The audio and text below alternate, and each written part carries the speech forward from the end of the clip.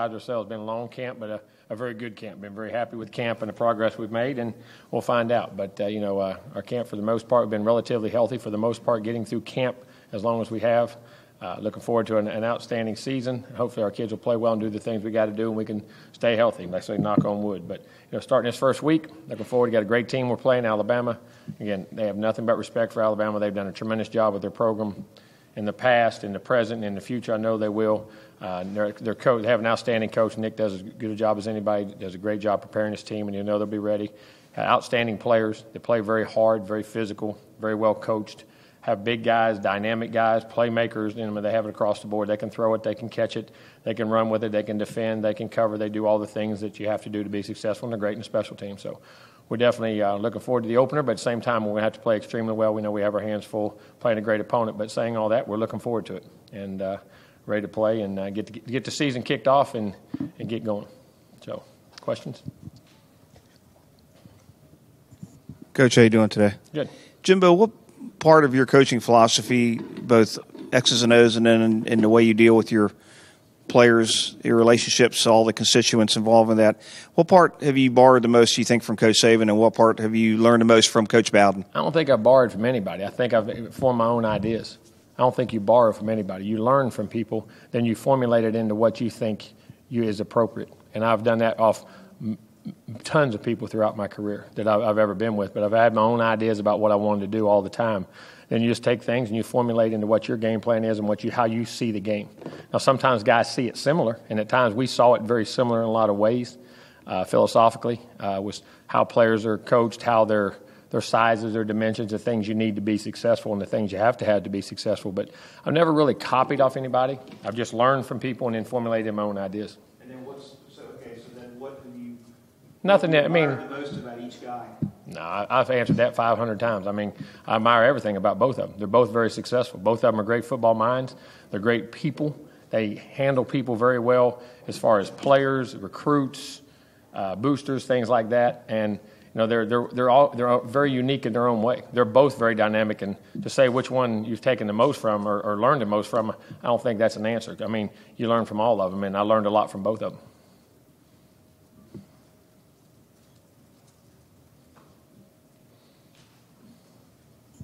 Coach, when you're scheming to stop another team's offense like Bama, who has a pretty explosive offense, then you see a game like LSU last year, shut them out for 3 quarters.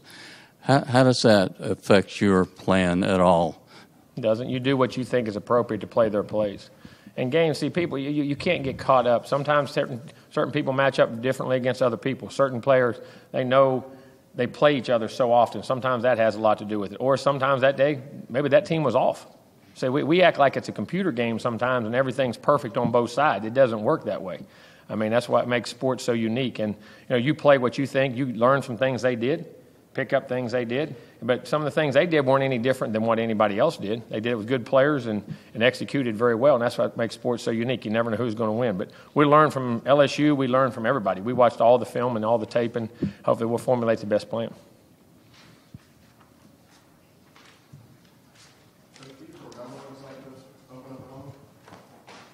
Been a while, hasn't it? Been a while, but that's kind of the way college football is now, I guess. But I'm sure we get it next year. No, I don't think so.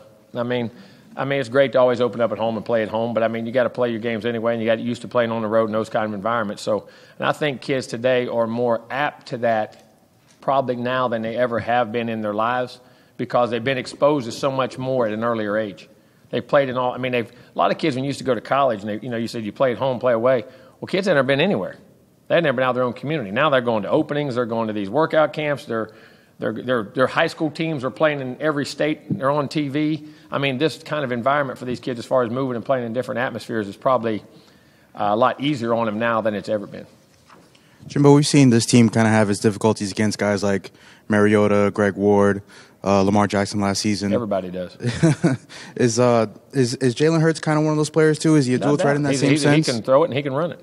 No doubt. I mean, he is a threat, and you watched it last year in the games he played. I mean, he ran for 1,000 last year. And he scored touchdowns, and he threw for 2,000 or 3,000 or however, 3,000 and some, whatever it was. So, I mean, this guy's very dynamic both ways. There's no doubt. What's the hardest part about trying to keep one of those quarterbacks in tow? You don't. You got to do what you do. You can't sit and say, "I'll worry about not rushing him," but then I worry about him setting and you let him throw it. Then you don't. Then you pressure him. Then he scrambles. You got to play football. You got to take the gaps away. You got to stay disciplined in your rush lanes. You got to cover people. Then you got to react to the football and play. And you got to set edges on your defense. And then you got to play. Coach, you've been in national title games. The level of hype that's currently surrounding this game, does it compare to that type of atmosphere? And at what point does the hype become a detriment to your preparation? I don't think it becomes, because I don't pay attention to it. I don't watch much news. I don't watch. We're in camp and doing what we do. And, if you're here at Florida State playing in these games, you're going to be in hype games. You're going to play in big games. Every year we play Clemson, Miami, Florida, Louisville, whoever we play, conference, what big bowl we play Michigan. National championship games. That's part of being at Florida State. There's probably more hype because you've had longer to talk about it. It's a season opener. That has a lot to do with it, in my opinion. But, it's the first time the 2 top 3 teams have played to open up a season. So I understand where that comes from. But for us, we just got to play a game. We have to play the football game, not everything else, and that's going to be the key. Jimbo, Alabama has a new offensive coordinator. Do you go back looking at games? Look at everything they've ever done. Mm-hmm. Just like Nick, you look at stuff they've ever done for years and years and years, and you got to go back. And that's the way you do everybody. You research all your people and keep running tabs on the coordinators that come in and out, and you do it when you get a new coordinator, whether they come from pro ball or not pro ball. You research all their background. Oh yeah, the guys when he coached and where he coached and what he's been around, And then again, there's still some mystery there. That's the thing about opening games and new guys. There's still going to be some mystery to something. They'll have something that they've done or created.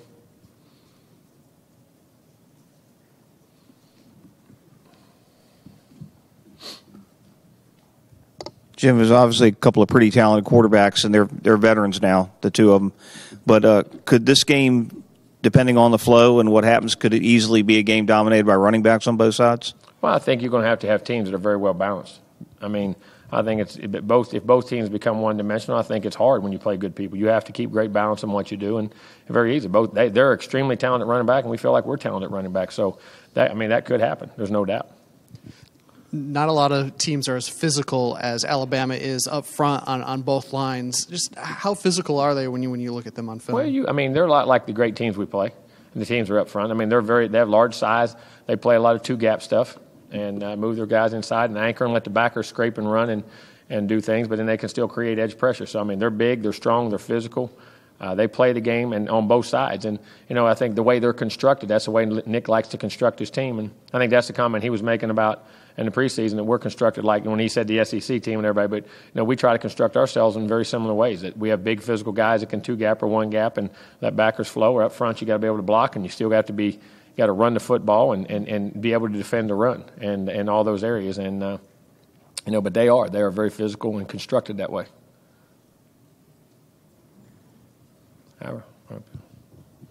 You guys have a handful of players from the Houston area. Have they been in touch, or do you have any updates on have they been able to talk to family members? Yeah, we've talked to all of them. They all said the family members are all okay. Some have been hit harder than others, and it's our hearts and prayers are going with everyone, not only our players but everyone that's over there, because that looks extremely. I've been through some of those, but nothing. I don't think quite the amount of water they're getting right there. It's extremely devastating, and thoughts and prayers with all of them. But everybody's family seems to be okay. Jimbo, with the familiarity on the two coaching staffs, is there a danger to, I think Coach Andrews used to say, chasing ghosts, trying to outthink yourself? No doubt. You got to control what you can control, and that's what you do and how you do it. And you'll know things, but at the same time, those have been many years ago. But there's always when you play somebody so many years in a row, you tend to do that. You know what I'm saying? When coaches stay in conferences, they let coaches stay around now. that stay around, and we want to, everybody's changing them so much. But when you play somebody 6, 8, 9, 10 times, you start to do those types of things. You got to remember their personalities, but at the end of the day, you got to do what your players do and what they do well, and you got to be very careful of that. That's a great point, Ira. It's a very, because then you get to doing all kind of things and you do nothing. You know what I mean? You got to be very careful of that. It's a great point. Jim, I know we asked you the last time you talked to Nick, you said it was during the draft. Have you guys talked to any this summer or had any contact? My summer was strung out, and they're so short now. Summers have become so short, and with our family and the vacations and things we're doing, we haven't, no. Not even like a text message, anything? No. Well, I'm not a big social media guy now. I'm only texting when I have to, and I'll text I get to players and stuff like that, or recruits, but I'm not a big text guy. Do you think you guys will talk anytime before the game, or just before we the will game? right there on the field probably, or if we see each other on it, if we have to do any things together, I don't know. We may bump into each other somewhere on the set of ESPN or something. But I mean, listen, I'm great. I'm nice.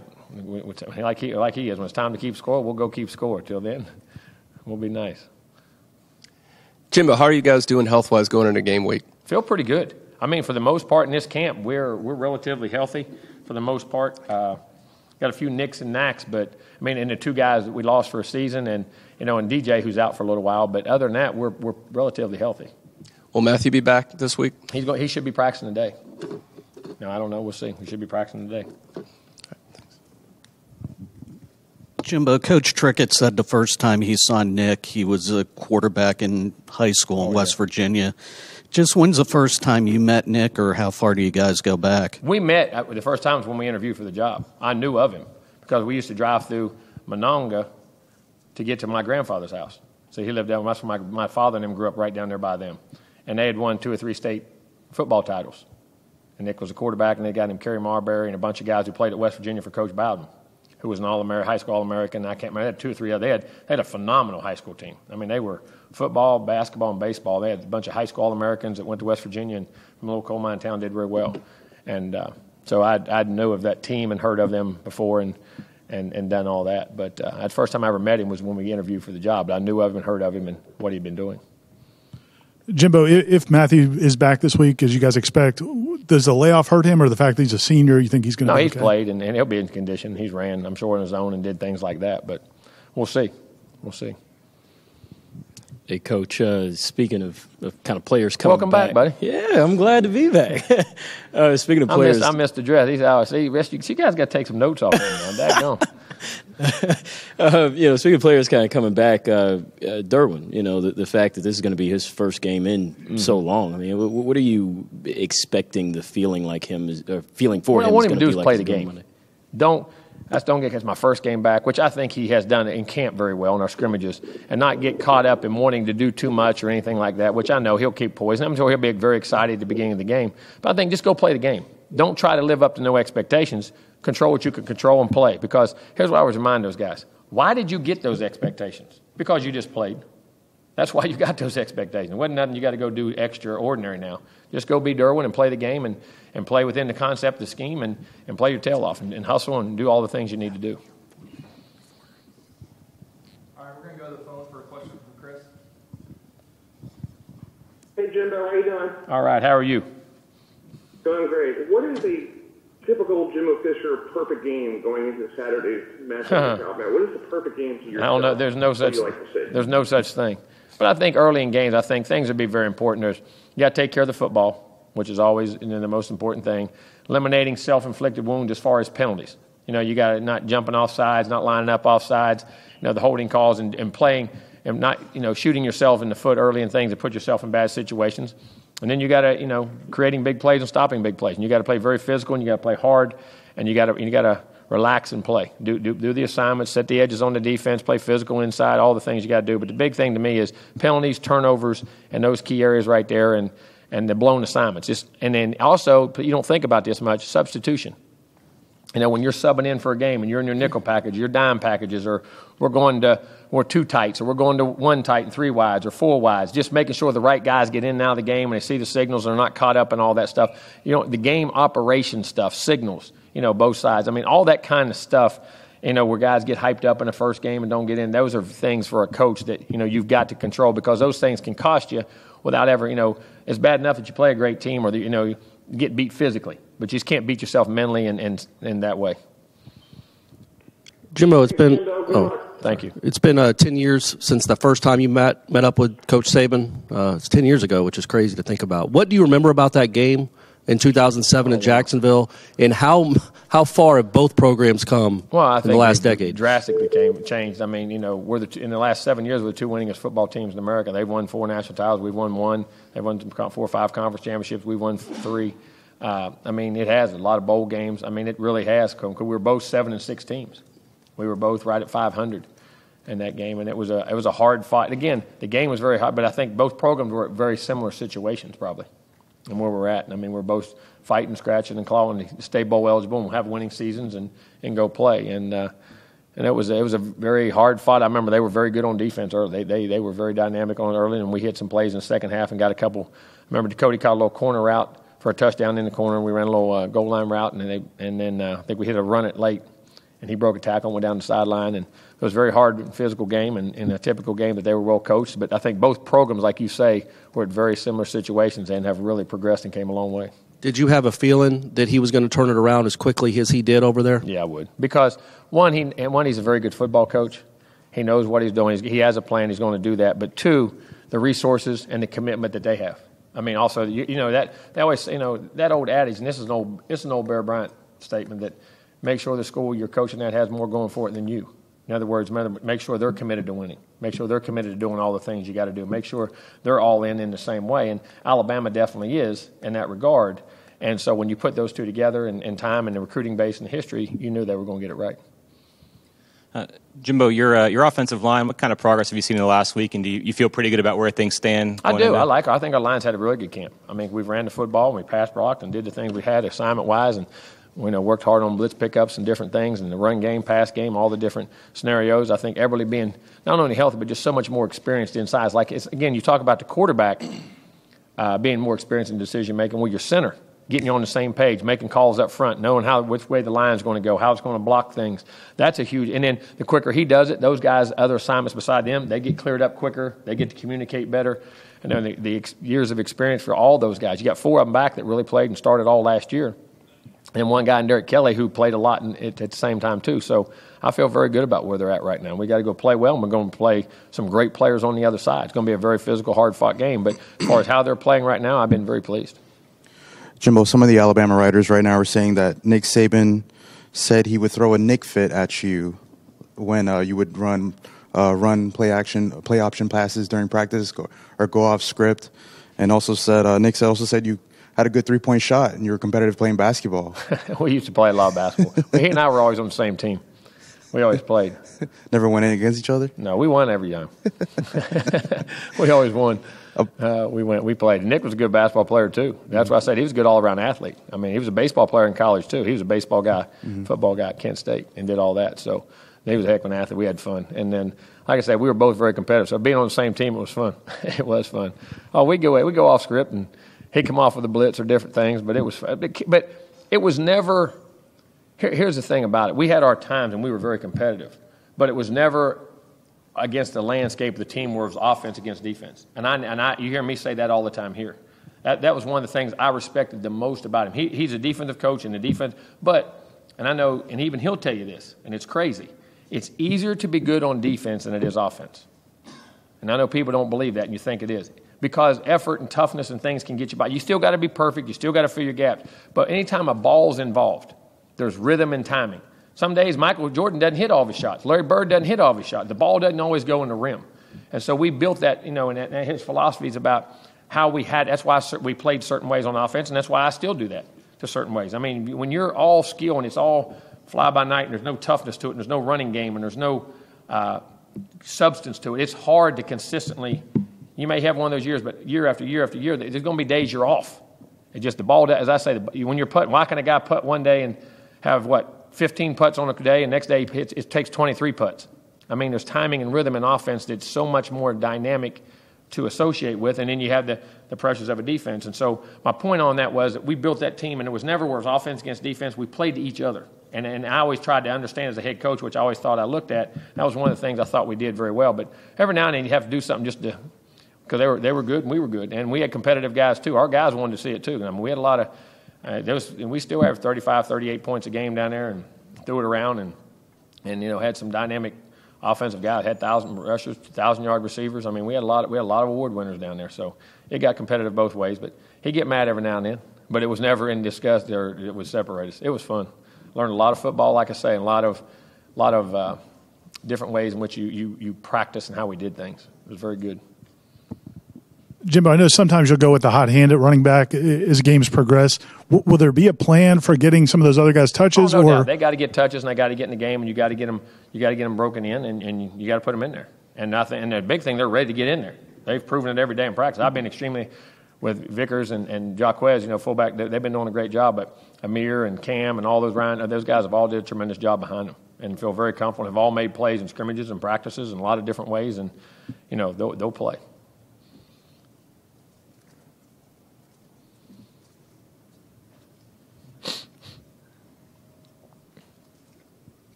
Coach, with Trey Marshall out for the first half, is your plan to start A.J.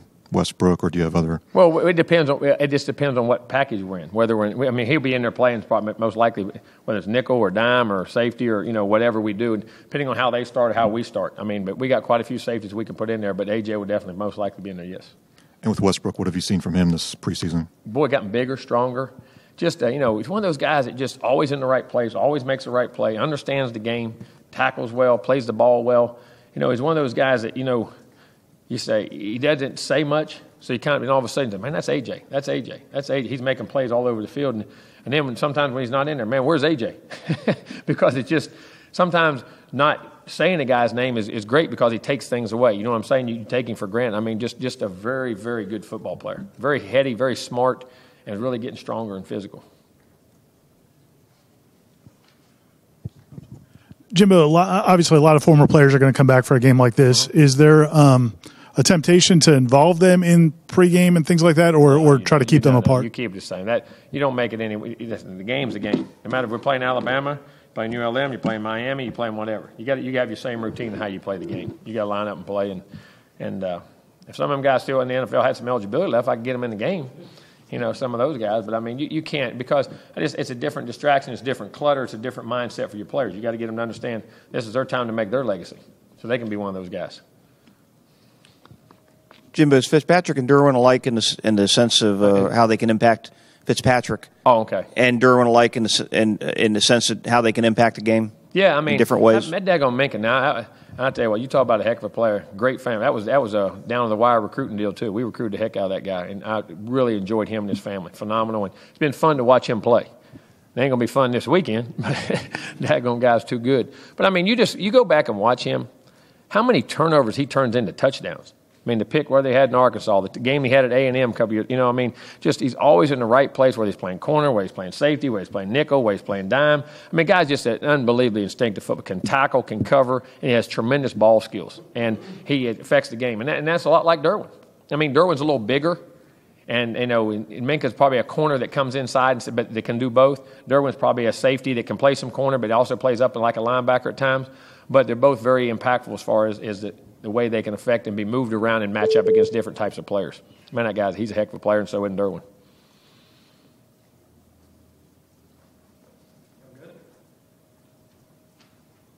Yes, sir. All right, go ahead. And then also just talking about Jeremy Pruitt and the job he did here and just going up against him for the first time. Jeremy did a great job. He did a great. We had one of the number one defense in the country, I think, that year, and we did offense, defense, had everything.